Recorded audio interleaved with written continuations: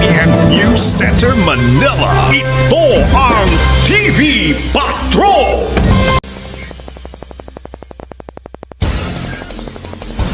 Magandang umaga sa inyo po lahat. Ngayon, may kakaiba na tayong babalitaan. May bisita tayo dito sa Persisco Productions. Yung bisita natin ngayon ay masasabi ko lang kakaiba.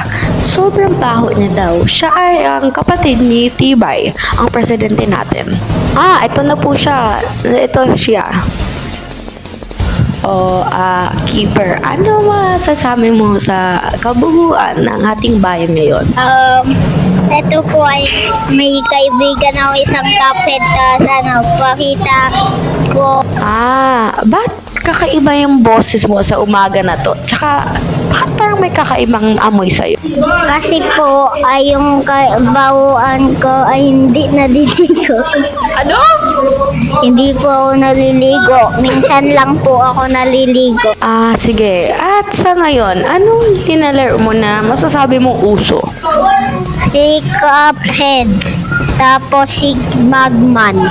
At saka, sino naman tong dinala mo na hindi naman taga dito sa Roblox? Kasi po kaibigan ko po to kasi ni pamilya ko po to Ay, wow naman. Si Cuphead. Okay. Asa rin, kapatid niya, yung kambal niya, si Magman. Dito na po.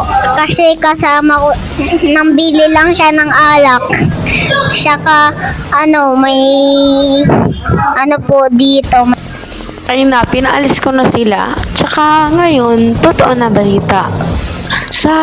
Ngayon, may nakikita daw mga tao na parang nakatira sa kagubatan.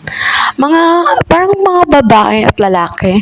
Kagabing blood moon, may mga nakita daw na kulay pink, na kulay green, na kulay black.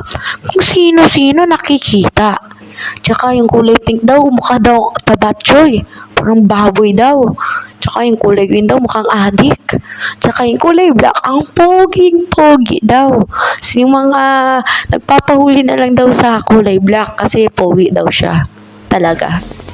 At kung nakita nyo po sila, tawagin na po yung contact number namin para hulihin namin tsaka para gawin nating safe yung ating bayan sa mga aswang at tsaka mga multo. Thank you po. But sa ngayong balita, may isang rapist na rinirape niya yung dati nating presidente si Chloe. At tsaka siya ay hinuli ng ating mga kabadong-badong mga police officers. Ngayon silang dalawa pinakulong kasi sa kabembangan nila.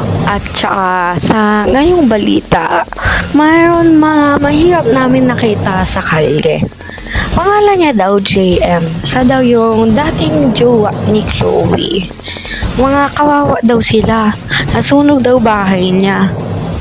At ngayon, namumulubi na siya. Kawawang kawawa, no? Namumulubi. Ngayon, wala na siyang kasama. Iniwan na siya ng pamilya niya. Pulubi na siya.